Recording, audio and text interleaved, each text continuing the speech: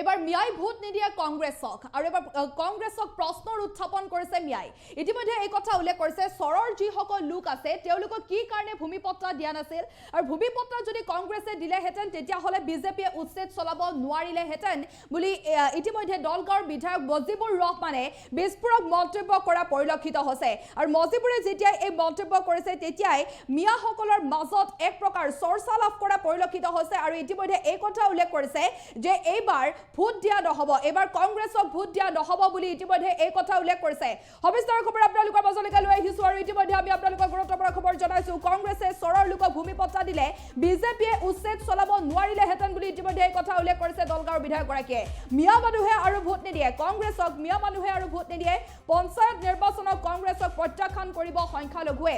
Day voter detention camp সৃষ্টি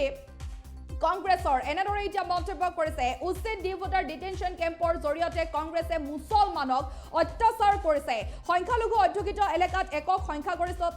সংখ্যাগৰিষ্ঠতা লাভ কৰিব এআইইউডিএফে সমাগত পঞ্চায়ত নিৰ্বাচনক লৈ ইতিমধ্যে দলগাঁৱৰ বিধায়ক মজিবুৰ ৰহমানে বিস্ফোৰক মন্তব্য কৰা পৰিলক্ষিত হৈছে আৰু ইতিমধ্যে স্পষ্টভাৱে এই কথা উল্লেখ কৰিছে যে মিয়া মানুহে এইবাৰ কংগ্ৰেছক কোনোপধ্যে ভোট নিদিয়ে পঞ্চায়ত নিৰ্বাচনত কংগ্ৰেছক প্ৰত্যাখ্যান কৰিব সংখ্যালঘুৱে প্ৰত্যাখ্যান কৰিব ডি ভোটাৰ ডিটেনশ্যন কেম্প সৃষ্টি কৰিছে কংগ্ৰেছে এনেদৰে দলগাঁৱৰ বিধায়কগৰাকীয়ে উল্লেখ কৰিছে লগতে উচ্ছেদ ডি ভোটাৰ ডিটেনশ্যন কেম্পৰ জৰিয়তে কংগ্ৰেছে এক প্ৰকাৰ মুছলমানক অত্যাচাৰ কৰিছে আৰু সংখ্যালঘু অধ্যুষিত এলেকাত একক সংখ্যাগৰিষ্ঠতাৰে এআইইউডিএফে জয়লাভ কৰিব বুলি সমাগত পঞ্চায়ত নিৰ্বাচনক লৈ দলগাঁৱৰ বিধায়ক মজিবুৰ ৰহমানে এক বিস্ফোৰক মন্তব্য কৰা পৰিলক্ষিত হৈছে আমি পুনৰ জনাইছো খবৰ যিহেতু শেহতীয়া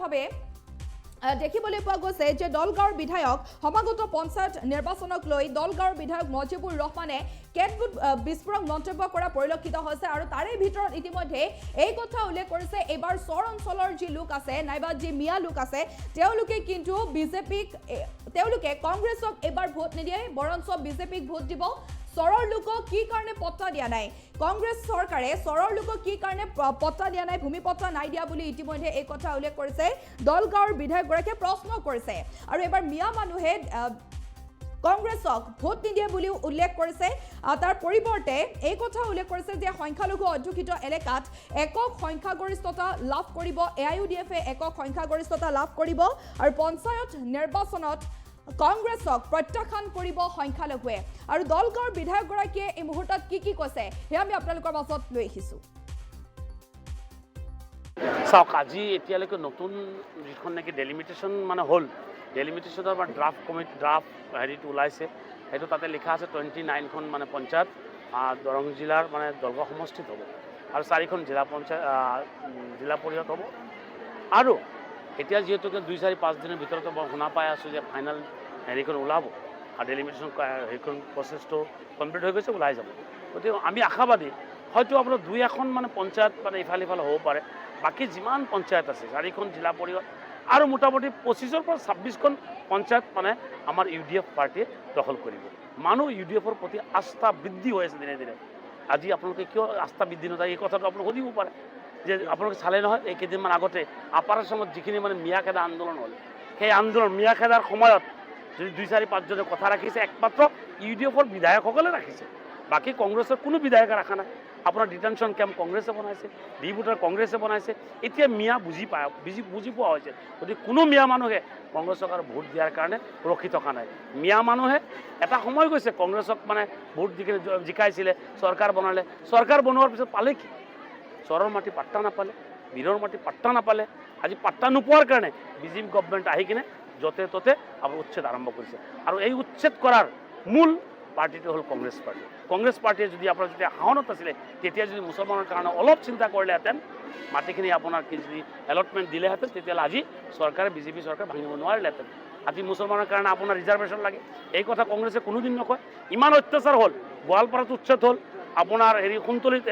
সোণাপুৰত উচ্ছেদ হ'ল এটা মাত নিদিলে কংগ্ৰেছৰ বিধায়কসকলে গতিকে কংগ্ৰেছক কিয় ভোট দিব পঞ্চায়ত লেভেলত অসমৰ প্ৰেক্ষাপটত কি হ'ব বেলেগ কথা কিন্তু পঞ্চায়ত লেভেলত য'ত নেকি মিয়া মানুহ আছে য'ত নেকি মাইনৰিটি মানুহ আছে তাতে গোটেই এবছলিউটলি মেজৰিটিভাৱে আপোনাৰ পাব তাৰ চাবি ইউডিএফ দলে দখল কৰিব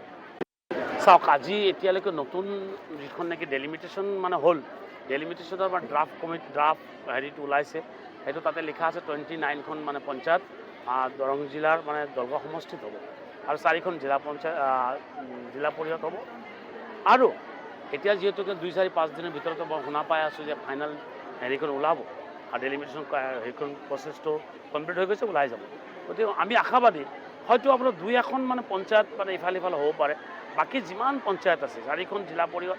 আৰু মোটামুটি 25ৰ পৰা 26খন পঞ্চায়ত মানে আমাৰ UDF পাৰ্টীয়ে দখল কৰিব। মানুহ UDFৰ প্ৰতি আস্থা বৃদ্ধি হৈ আছে দিনে দিনে।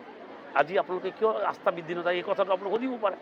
যে আপোনালোকে চালে নহয় এই কেইদিনমান আগতে আপাৰ আছামত যিখিনি মানে মিয়াখেদা আন্দোলন হ'ল, সেই আন্দোলন মিয়াখেদাৰ সময়ত যদি 2-4-5 জনে কথা ৰাখিছে একমাত্ৰ UDFৰ বিধায়কসকলে ৰাখিছে, বাকী কংগ্ৰেছৰ কোনো বিধায়কে ৰখা নাই। আপোনাৰ ডিটেনশ্যন কেম্প কংগ্ৰেছে বনাইছে, ডিভোটাৰ কংগ্ৰেছে বনাইছে, এতিয়া মিয়া বুজি পোৱা হৈছে। গতিকে কোনো মিয়া মানুহে কংগ্ৰেছক আৰু ভোট দিয়াৰ কাৰণে ৰখি থকা নাই। মিয়া মানুহে এটা সময় গৈছে কংগ্ৰেছক মানে ভোট দি কিনে জিকাইছিলে, চৰকাৰ বনালে, চৰকাৰ বনোৱাৰ পিছত পালে কি? চৰৰ মাটি পাট্টা নাপালে, বীৰৰ মাটি পাট্টা নাপালে। আজি পাট্টা নোপোৱাৰ কাৰণে BJP গভৰ্ণমেণ্ট আহি কিনে য'তে ত'তে আপোনাৰ উচ্ছেদ আৰম্ভ কৰিছে। আৰু এই উচ্ছেদ কৰাৰ মূল পাৰ্টিটো হ'ল কংগ্ৰেছ পাৰ্টি। কংগ্ৰেছ পাৰ্টিয়ে যদি আপোনাৰ যেতিয়া শাসনত আছিলে তেতিয়া যদি মুছলমানৰ কাৰণে অলপ চিন্তা কৰিলেহেঁতেন, মাটিখিনি আপোনাৰ যদি এলটমেণ্ট দিলেহেঁতেন, তেতিয়াহ'লে আজি চৰকাৰে BJP চৰকাৰ ভাঙিব নোৱাৰিলেহেঁতেন। আজি মুছলমানৰ কাৰণে আপোনাৰ ৰিজাৰ্ভেশ্যন লাগে, এই কথা কংগ্ৰেছে কোনোদিন নকয়। ইমান অত্যাচাৰ হ'ল, গোৱালপাৰাত উচ্ছেদ হ'ল, আপোনাৰ সোণতলীত সোণাপুৰত উচ্ছেদ হ'ল, এটা মাত নিদিলে কংগ্ৰেছৰ বিধায়কসকলে। গতিকে কংগ্ৰেছক কিয় ভোট দিব? পঞ্চায়ত লেভেলত অসমৰ প্ৰেক্ষাপটত কি হ'ব বেলেগ কথা, কিন্তু পঞ্চায়ত লেভেলত য'ত নেকি মিয়া মানুহ আছে, য'ত নেকি মাইনৰিটি মানুহ আছে, তাতে গোটেই এবছলিউটলি মেজৰিটিভাৱে আপোনাৰ হেৰি পাব, তাৰাচাবি UDF দলে দখল কৰিব।